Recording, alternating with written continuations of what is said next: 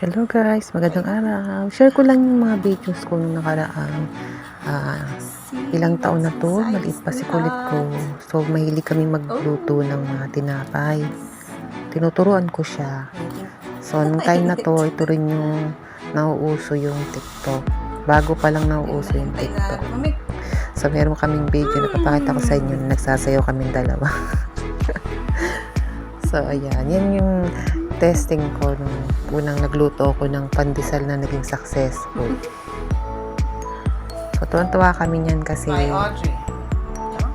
nagta-trial and error pa lang kami ng paggagawa ng tinapay. So ayan guys, nahiya pa siya dyan eh. Nahiya pa siyang magpakita niyan. Pero nasanay din siya din. Hindi pa nikulit ko dyan. Kanya ko, hindi ko alam kung ilang taon siya dyan. Parang mga 8 years old na niya siya. Eh ngayon ay magta-13 na siya. So, diba? Banding namin dalawa yan. Nakakatawa lang. Share ko lang.